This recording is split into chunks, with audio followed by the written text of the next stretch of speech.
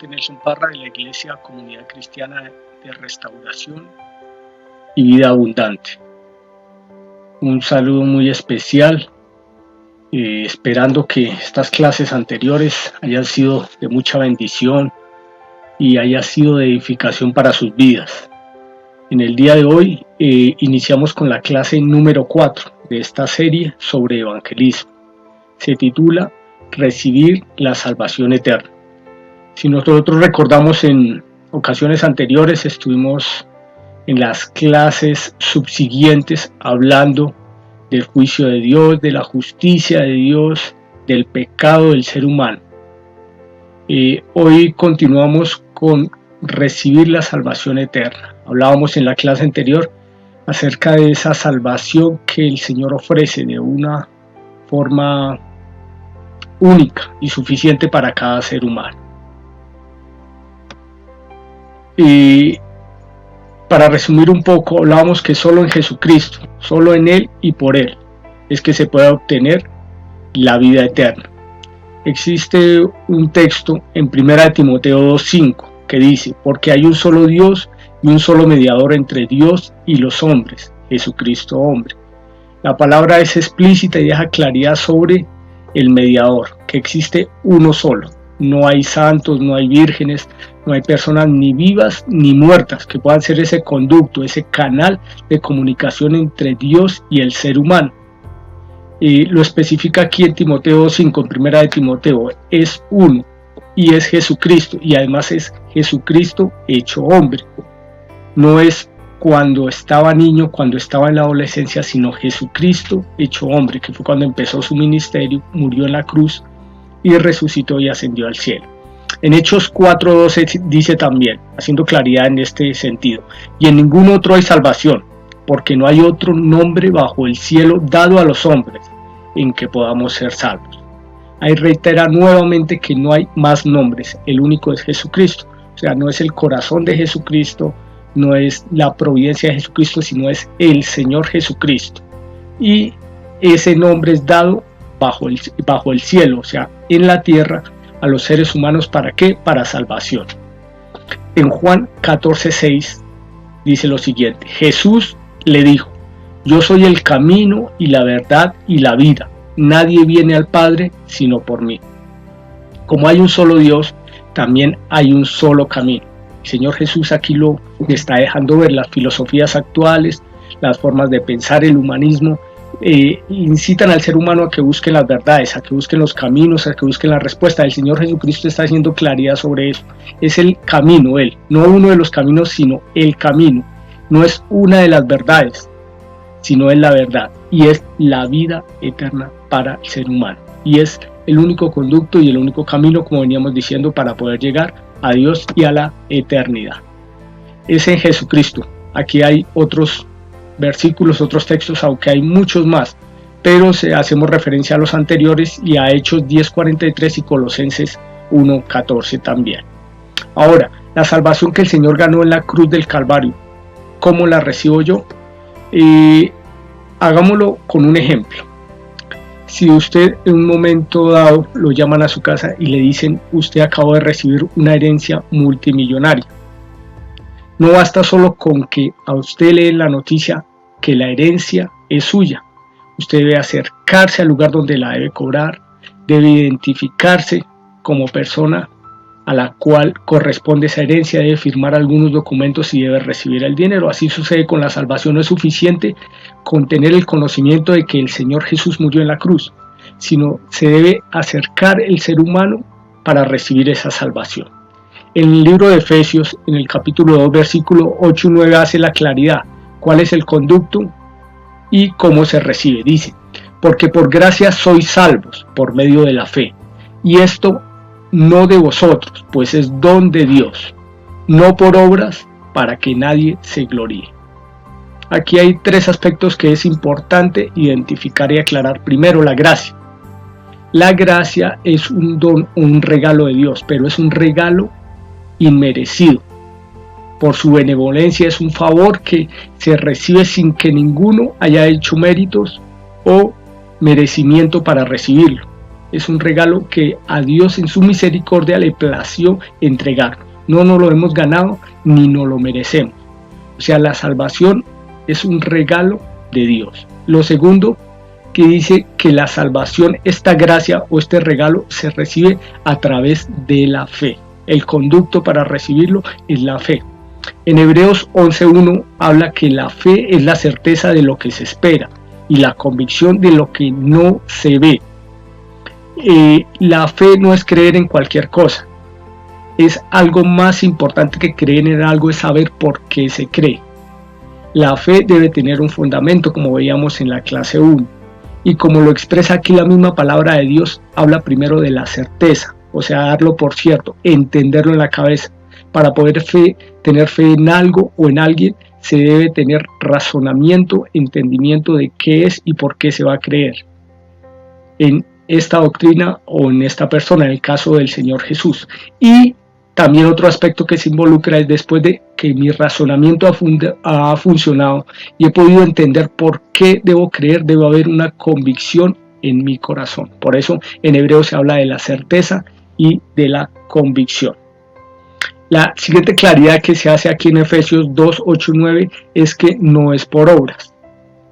Generalmente la religión, las doctrinas enseñan a las personas que para ir al cielo se debe hacer X o Y cosa, o se debe dejar de hacer algunas cosas, practicar unos rituales, renunciar a cosas. Aquí dice no es por obras, partiendo del siguiente razonamiento.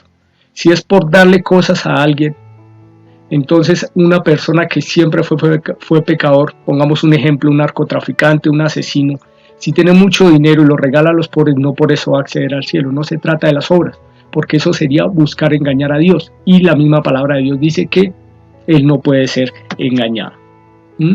Entonces, en este contexto podemos entender lo siguiente, que la salvación, el acto de salvación, la obra expiatoria, pero también el regalo de la salvación es de Dios, no depende del ser humano.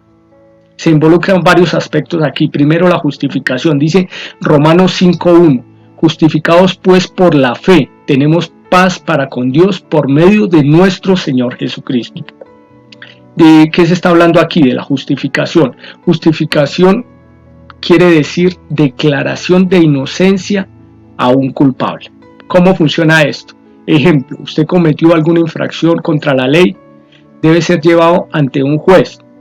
Se es encontrado culpable, pero hay una alternativa. El juez le dice, usted puede ser exonerado de los cargos si paga una multa. Resulta que usted no tiene ese dinero, pero hay alguien que puede pagar esa multa y usted queda exonerado. ¿Eso qué significa? Que ya no hay culpabilidad sobre usted de esos cargos y se le declara inocente, aunque usted no sea inocente de eso. Así funciona la justicia. Aquí dice que tenemos en Romanos 5:1 que tenemos paz para con Dios por medio de nuestro Señor Jesucristo. Significa que Él fue quien pagó por ese pecado que nosotros teníamos. Él fue quien presentó ese dinero, si se puede decir de alguna forma, pero en este caso es su propia sangre, su propia vida, para que nosotros, aún siendo culpables, fuésemos llamados justos. Y así podamos tener paz con Dios, dice. ¿Por qué? Porque la ira de un Dios santo fue desatada contra su Hijo para que nosotros fuéramos librados del juicio de Dios. El otro término es la salvación. La justificación está atada a la salvación. Es la obra de Jesús en la cruz de entregar su vida para que nosotros fuéramos declarados inocentes. Y es por medio de Jesús, como lo veíamos anteriormente. ¿Qué más nos entrega Dios aparte de la justificación, la salvación? La posibilidad de convencernos de nuestra situación delante de Dios. Dice en el libro de Juan, en el capítulo 16, de los versículos 6 al 11, el Señor Jesús está hablando a sus apóstoles antes de partir, después de ascender al cielo de su sacrificio y muerte, resurrección y subir al cielo. Él les está haciendo una advertencia, dice, pero ahora me voy al que me envió y ninguno de vosotros me pregunta ¿a dónde vas? Antes, porque os he dicho estas cosas, tristeza ha llenado vuestros corazones. Pero yo os digo, la verdad os conviene que yo me vaya, porque si no me fuere, el Consolador no vendrá a nosotros, mas si me fuere, os lo enviaré. Y cuando Él venga, convencerá al mundo de pecado, de justicia y de juicio. De pecado por cuanto no creen en mí, de justicia por cuanto voy al Padre y no me veréis más, y de juicio por cuanto el príncipe de este mundo ha sido ya juzgado. O sea, aquí hay tres cosas importantes. El convencimiento de pecado también Dios es el que nos lo da, y a través de su Santo Espíritu. El Señor Jesucristo le explicaba a sus discípulos que Él tenía que irse al cielo, iba a ascender al cielo, pero que iba a enviar a alguien para que estuviera en y con los creyentes, y es la persona del Espíritu Santo. Él hace que la persona que abra el corazón a Dios pueda experimentar lo que es el convencimiento del pecado, de la justicia y del juicio. Está explicando el Señor aquí que el pecado es no recibirle a Él. O sea, en resumen, la persona que se vaya a condenación eterna, aunque suma pecados, no es por eso que se vaya a ir a la condenación, es porque cometió recibir al Señor Jesucristo en su corazón, lo cual trae para él la liberación de las culpas y la justificación. Habla de la justicia y del juicio. La justicia que en el momento de la cruz se ejerció contra Satanás. Cuando el Señor murió, ya se hizo esa justicia, se ejecutó esa justicia de la ira de Dios sobre Jesucristo para perdón de los pecados a las personas, y el juicio, que es el momento en que se ejecutó juicio también en la cruz del Calvario contra Satanás. El Espíritu Santo es quien trae ese convencimiento a la persona y también es enviado por Dios. ¿Qué otra cosa nos da Dios? ¿Qué otra cosa proviene Dios para que haya conversión en el ser humano y para que el Señor pueda traer ese convencimiento de pecado, justicia y juicio, y la persona pueda recibir la salvación? Es la fe. Para poder creerlo y recibirlo, eso lo dice en Romanos 12:13, que Él ha colocado una medida de fe en cada persona. Corresponde a nosotros, nuestro corazón, querer activar esa fe para poder creerlo, porque ese es el conducto, como lo veíamos anteriormente. Entonces, si Dios coloca todo para la salvación del ser humano, la salvación mediante el sacrificio, la justificación, el convencimiento del pecado y la medida de la fe para creerlo, ¿qué colocamos nosotros? Lo único que nosotros podríamos colocar como seres perdidos y confundidos es nuestros pecados. Lo único que colocamos para que Dios nos limpie y nos salve. Además, también nuestro corazón dispuesto para que se haga verdad esta obra de la salvación en nuestra vida. Ahora, ¿qué está pidiendo Dios de mí para que la salvación se haga efectiva? Ese es el tema, les recuerdo, que estamos viendo en este momento. Recibiendo la salvación de Dios. Pues hay algunos pasos que debemos nosotros adelantar. Lo primero, debemos reconocer cuál es nuestra situación delante de Dios, nuestra situación pecaminosa, nuestra situación perdida y las consecuencias que se derivan de ella. El ser humano por naturaleza es pecaminoso, lo veíamos en la primera clase cuando hablamos del origen del pecado. Entonces es ese cáncer que hay en nuestro corazón. No se trata de si soy más bueno o menos bueno que otra persona. Es que hay una infección crónica en mi corazón que se llama el pecado y debe ser limpiado, debe ser transformado mi corazón. Debe haber un trasplante de corazón para que esa naturaleza de pecado ya no exista más en mí. Entonces nosotros debemos reconocer primero esa condición perversa y pecaminosa en que estamos. Lo segundo es pedir misericordia, humillarnos delante de Dios. Pedir perdón de pecados, pedir con verdadero y genuino arrepentimiento que Dios nos perdone por el pecado que ha habido en nuestra vida. Hay muchos pecados que de pronto tengamos conciencia, pero hay otros de los que de pronto no nos acordamos.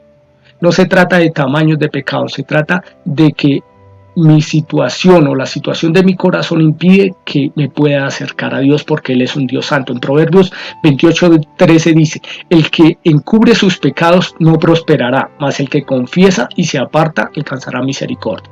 No se trata solo de un arrepentimiento, de un remordimiento de conciencia o un arrepentimiento momentáneo, es de pedir misericordia y entender verdaderamente que el pecado que hay en mi vida trae maldición para mí y trae condenación eterna. Lo siguiente es hacer una decisión por el Señor Jesús. Ya vimos que Él es el camino para llegar a Dios. ¿Y cómo es? Por medio de la fe, como lo veíamos anteriormente. En Romanos 10, 9 y 10 dice, que si confesares con tu boca que Jesús es el Señor y creyeres en tu corazón que Dios le levantó de los muertos, serás salvo. Porque con el corazón se cree para justicia, pero con la boca se confiesa para salvación. La decisión que debe tomar cada persona, y es un requerimiento, lo que se pide de mí, como vemos en esta parte, es que hagamos una decisión por el Señor Jesucristo, que confesemos que Él es el perfecto sacrificio. Creer y confesar son dos cosas que se demandan aquí de cada persona, por eso están subrayadas con negrilla. Creer que Él verdaderamente es quien murió para expiación de los pecados y confesarlo adicionalmente con la boca. No se trata simplemente de creerlo, sino también hacer un acto de confesión y confesar que Dios le levantó de los muertos, o sea que la obra que Él hizo en la cruz fue completa y permite salvación eterna para mi vida. ¿Qué más se pide de mí? El clamar y recibirlo a Él como único y suficiente Salvador personal. Clamar a Él, porque es al Señor Jesucristo por quien debemos clamar. Y aceptarlo en nuestro corazón, pedirle que Él entre a nuestro corazón, que transforme nuestra vida, nuestra manera de pensar, nuestro entendimiento y que seamos renovados. En Romanos 10:13 dice, porque todo aquel que invocare el nombre del Señor será salvo.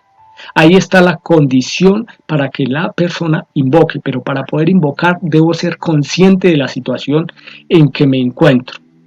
¿Cierto? Aquí mostramos un dibujo de una persona con un flotador, de eso se trata. Imagínense por un momento que ustedes están en un río turbulento. Son personas que no saben nadar y se están ahogando. Ustedes ven un salvavidas y le piden a una persona que le lance ese salvavidas. De eso se trata.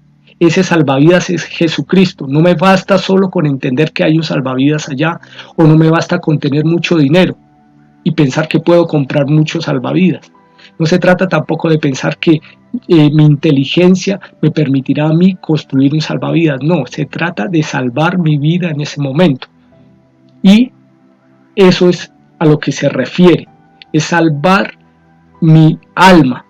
Entonces no se trata solo de saber que está el salvavidas, que intelectualmente se nos enseña que Jesús murió en la cruz, los acontecimientos, los hechos históricos, pero no sabemos o no podemos entender que necesitamos clamar para que ese salvavidas llegue a nosotros. En Hechos 2:21 lo reitera, dice, y todo aquel que invocare el nombre del Señor será salvo. Esa invocación es como ese clamor de la persona que se está ahogando, que es consciente que va a morir. Ahora, una vez recibo al Señor como Salvador de mi vida, ¿qué más estoy recibiendo? Lo primero, más importante, es la salvación eterna. En Juan 5:24 dice, de cierto os digo, el que oye mi palabra y cree al que me envió, tiene vida eterna y no vendrá a condenación, mas ha pasado de muerte y vida. Reitera una vez tras otra la palabra de Dios, que se trata es de creer, de oír y de aceptarlo por fe. No se trata de obras que yo pueda hacer humanamente, de cosas que emprenda humanamente. Entonces la salvación es por creer que Él es el Hijo de Dios, que Él es quien pagó el precio en la cruz del Calvario y que Él es el único que tiene la potestad para salvar mi alma de la condenación. ¿Qué otra cosa recibo al recibir al Señor en mi corazón?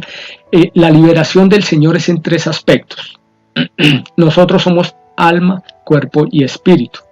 El Señor salva nuestro espíritu del infierno, de la condenación eterna, pero también hay liberación para nuestra alma y nuestro cuerpo. En Isaías 53 hace claridad de varios aspectos en los que hay salvación para el ser humano.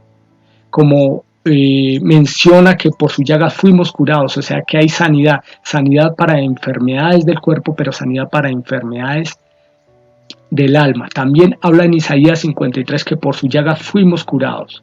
O sea que recibimos sanidad también, aparte de la salvación, sanidad. Hay personas que arrastran con maldiciones generacionales, con herencia de maldiciones, de enfermedades, de ruinas. Todo esto el Señor lo venció en la cruz del Calvario. La salvación es eterna, es inmediata, tan pronto se clame a Él. Pero esta liberación del alma y cuerpo no necesariamente puede ser en ese instante. depende ya de conocer su palabra, de declararla, de vivir en obediencia, y el Espíritu Santo nos va guiando a libertad en cada uno de los aspectos de nuestra vida, en la parte económica, en la parte emocional, en la parte de salud.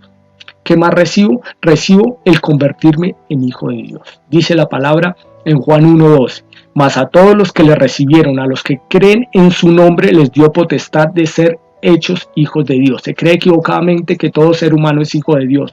No, la palabra declara que solo los que le recibieron, los que reciben al Señor Jesús y creen en Él, o sea, tienen el convencimiento y viven una vida para Él, son hijos de Dios, porque llegamos a ser hijos por adopción. Es como si Dios nos adoptara en ese momento por decisión. Ya llegaríamos a ser hijos de Dios y formamos parte del reino de Dios aquí en la tierra. ¿Qué más recibimos cuando recibimos al Señor Jesús en nuestro corazón? Recibimos a su Santo Espíritu. En Juan capítulo 3 habla acerca de una nueva naturaleza. Nosotros, como hablábamos anteriormente en la primera clase, estamos en una naturaleza pecaminosa, donde somos guiados por nuestros deseos, por nuestros placeres, por nuestras ambiciones, porque vivimos es para satisfacer nuestro cuerpo, para satisfacer nuestros apetitos. Pero cuando recibimos al Señor en nuestro corazón, el Espíritu Santo genera en nosotros una comunión con Él.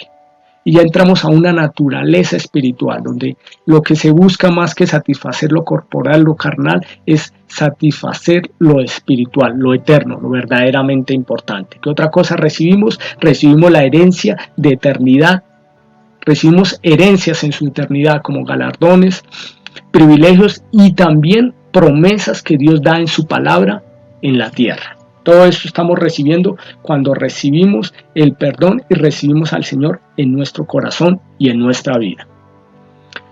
Una vez realizado esto, ¿qué viene después? Es importante hacer claridad sobre cada uno de los aspectos, porque generalmente en las iglesias se tiene una tendencia a decirle a las personas, reciba al Señor en su corazón, se hace una oración y ya, pero no se entiende las implicaciones de todo lo que hay en su vida y en su vida eterna. Por eso es esta serie de clases explicando todo, cuál es la condición pecaminosa del ser humano, el juicio de Dios, la justicia de Dios, y ahora estamos hablando acerca de la salvación. ¿Por qué? Porque se debe entender, de ahí parte la fe, porque la palabra lo dice, que la fe viene por el oír y el oír por la palabra de Dios. Es precisamente la palabra de Dios la que nos da el entendimiento para poder creer en estos fundamentos, en la vida eterna y en la salvación. Entonces, ¿qué viene después de reconocer mi condición de pecado, de aceptar como Salvador al Señor, de renunciar al pecado? Lo primero es que en adelante debemos reconocer el señorío del Señor Jesucristo en mi vida. No se trata solo de pedirle a Él que lo salve a uno, porque debemos entender que se pagó un precio para el rescate del alma. Él compró y a la persona que quiera acercarse a Él a recibir esa salvación con un precio valiosísimo, que fue su bendita sangre. Entonces, como Él ya me compró, le pertenezco a Él. Hay algo que a veces desconocemos nosotros, es su señorío, o sea que nosotros nos corresponde obedecerle, conocerlo y obedecerle, y vivir una vida que sea de obediencia, pero también de búsqueda de Él a diario. Que viene también para el que recibe al Señor en su corazón, una comunión diaria, porque como explicábamos antes, el Espíritu Santo entra al corazón de la persona y hay que tener una comunión con Dios, así como se tiene con los seres queridos, con el papá, con la esposa, con los hijos, a diario, de comunicación, de respeto, de amor. Así es con Dios, a través de su Espíritu Santo. ¿Y cómo se obtiene esa comunión? A través de disciplinas espirituales, tales como estudiar, leer la palabra de Dios, porque es la forma en que Dios nos hace saber qué es lo que piensa, qué es lo que quiere de nosotros. Pero también a través de la oración, porque es la oportunidad de manifestarle a Dios lo que hay en nuestro corazón, nuestras necesidades, nuestros temores, nuestros sueños, todo lo que queremos y buscamos en Él. ¿Qué más viene después? ya entramos a formar parte de una comunidad de fe. Es necesario para el crecimiento espiritual, no para la salvación, porque para la salvación es Jesucristo el único camino, pero para poder tener crecimiento espiritual, para dejar de ser un niño espiritualmente, sino comenzar a crecer y fortalecerme, es necesario estar en una comunidad de fe. En una comunidad de fe que debe tener las siguientes características: debe ser cristocéntrica, o sea, el centro de la doctrina debe ser Jesucristo, no cualquier iglesia, no cualquier religión, porque hay caminos, dice la palabra, que al hombre le parecen buenos, pero su fin son caminos de perdición. No necesariamente porque se hable en unos versículos de la Biblia o porque se hable de Dios esa doctrina sea sana. La doctrina debe ser cristocéntrica, debe reconocer el sacrificio de Jesucristo en la cruz para salvación del ser humano, debe contener la doctrina del Padre, del Hijo y del Espíritu Santo, entre otras cosas. ¿Qué más viene después? Y que debo vivir una vida ya diferente, una transformación para mi vida. Una vida que agrade a Dios conforme a su palabra. Por eso es necesario entender y conocer su palabra. Debo renunciar al pecado. A veces hay pecados a los que nos va a costar renunciar, pero por eso Él ha colocado a alguien, un ayudador, que es el Espíritu Santo, para guiarnos. Hay pecados a los cuales inmediatamente nosotros podemos renunciar y no hay ningún vínculo o atadura, pero hay otros en los cuales hay cosas que están atando a la persona. Entonces por eso es necesario la cercanía con Dios, la disciplina espiritual y buscar a Dios constantemente. Vivir una vida en obediencia, dando frutos, o sea, mostrando la transformación que Dios ha hecho en mi corazón. Y una tarea importantísima es predicar el Evangelio, llevar estas buenas noticias de lo que hemos estado hablando, que es la salvación, la oportunidad de salvación para el alma de cada persona que se acerca a Dios. Vamos a mirar esto desde un ejemplo bíblico, porque hemos utilizado varios versículos bíblicos, pero debe haber aplicación. La Biblia es sabia y completa, además de contundente. Hay un episodio que se relata cuando el Señor Jesús está en la cruz del Calvario y son crucificados dos malhechores, uno a cada lado de él. Ese texto está en Lucas 23, 39 al 43. Dice la palabra de Dios: y uno de los malhechores que estaba colgados le injuriaba diciendo: si tú eres el Cristo, sálvate a ti mismo y a nosotros. Respondiendo el otro, le reprendió diciendo: ¿ni aún temes tú a Dios estando en la misma condenación? Nosotros, a la verdad, justamente padecemos, porque recibimos lo que merecieron nuestros hechos, mas este ningún mal hizo.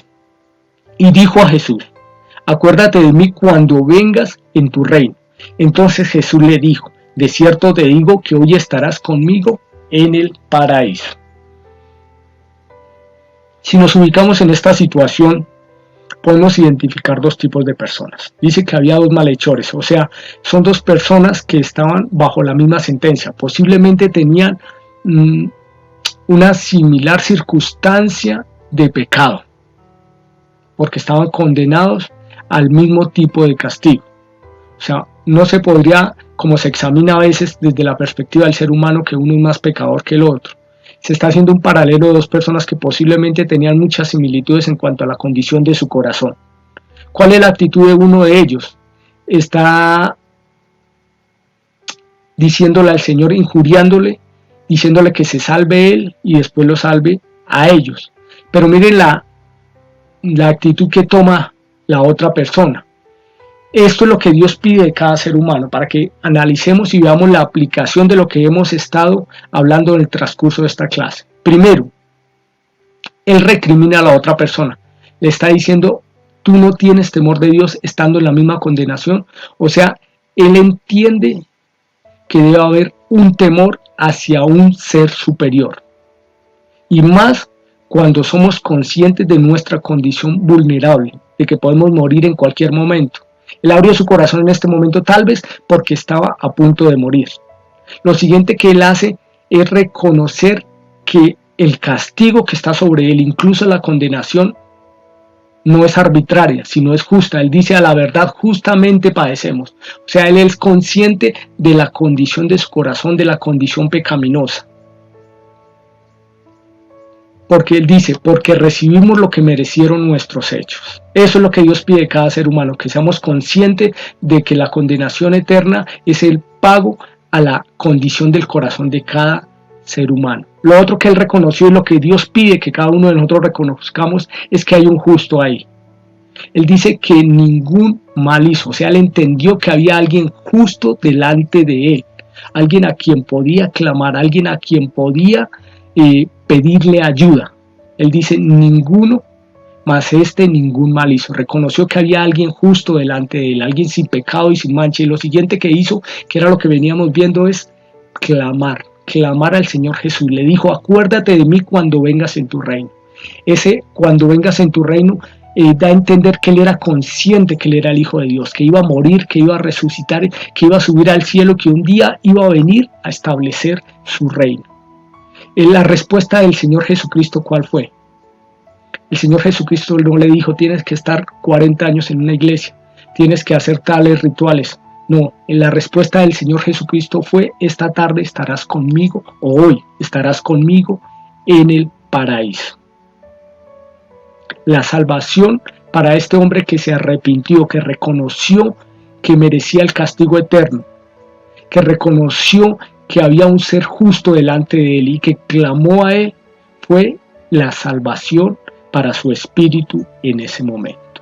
Es importante identificar que la palabra nos está mostrando algo aquí. Esta fue la respuesta a ese hombre que se arrepintió, mientras para el otro no hubo respuesta. ¿Por qué?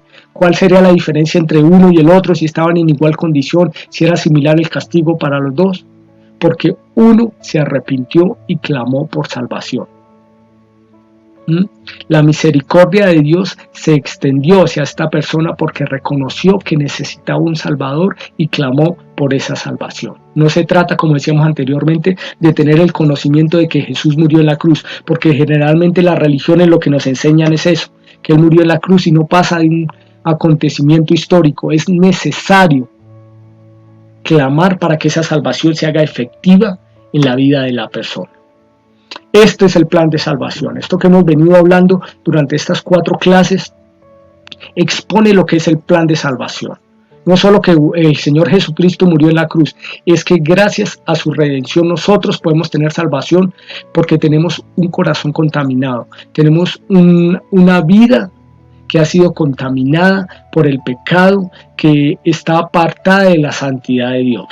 Si habría una forma tal vez de resumir este plan de salvación, lo podríamos leer en estos 3 versículos de Juan 3, 16 al 18. Dice, porque de tal manera amó Dios al mundo, que ha dado a su Hijo unigénito para que todo aquel que en Él cree no se pierda, mas tenga vida eterna.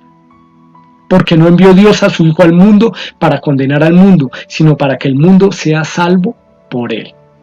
El que en Él cree no es condenado, pero el que no cree ya ha sido condenado, porque no ha creído en el nombre del unigénito Hijo de Dios. Esta palabra es poderosa y es muy completa. Habla del amor de Dios, que el sacrificio de su Hijo fue por amor.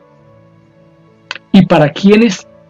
No dice para todo el mundo, dice para los que creen y que pueden obtener vida eterna. Es lo que está en negrilla. Esas son las expresiones que Dios quiere darnos a entender a nosotros. Hay algo importante en el versículo 17. Dice que esa obra en la cruz del Señor Jesucristo no fue para traernos condenación a nosotros, sino fue para traernos salvación. El ser humano ya estaba condenado, ya está en condenación. Eso lo aclara en el versículo 18. El que en Él no cree, el que en Él cree, no es condenado. Pero el que no cree ya ha sido condenado. O sea, para una persona que no ha pedido perdón, no se ha arrepentido y no ha recibido a Cristo en su corazón, ya la sentencia está sobre su cabeza. El Señor Jesús vino fue para que esa sentencia fuera quitada a aquellas personas que reconocen que necesitan la salvación de su alma. Entonces, para concluir, sería tener en cuenta la siguiente reflexión. ¿Tú no tienes aún seguridad de tu eternidad? Esa es una pregunta importantísima, porque a veces tenemos seguridad económica aparentemente, de salud, de estabilidad afectiva, pero ¿nuestra salvación eterna qué? La siguiente pregunta sería, ¿no crees que este es el momento de hacer una decisión por Jesús? ¿No piensas que hay mucho en juego? que es la eternidad. Las cosas del mundo, igual que la vida, pasan. Por muchos años que puedas vivir, son pocos a la luz o a comparación con la eternidad. Para que tengas algo en cuenta, esta es una oferta que solo Dios hace al ser humano mientras está vivo. Ya después, como veíamos en la clase del juicio, solo viene presentarnos delante de la presencia de Dios. El momento para recibir esa salvación eterna es aquí. En Números 14, 18 dice: Jehová tardo para la ira y grande en misericordia, que perdona la iniquidad y la rebelión, aunque de ningún modo tendrá por inocente al culpable. Dios, en su juicio, en su justicia, no va a tener por inocente a la persona culpable. A veces nos equivocamos pensando, no, yo voy a ir a presentarme delante de Dios y Él sabrá qué hace conmigo. No, la palabra ya lo está exponiendo. O Él es benevolente, misericordioso y me va a perdonar. Pero la palabra está expresando que nosotros ya estamos en condenación si no recibimos al Señor Jesucristo en nuestro corazón, porque la justicia de Dios no permite que Él tenga por inocente al culpable. Terminamos con esta imagen de este paracaídas. Al igual que ese flotador que mostrábamos al principio, eso representa al Señor Jesús. Es ese paracaídas el único que me puede dar la posibilidad de llegar a la eternidad con el Señor. Les agradezco mucho por su tiempo y los dejo con esta reflexión, lo que dice Hebreos 3:15. Entre tanto que se dice, si oyeres hoy su voz, no endurezcáis vuestros corazones como en la provocación.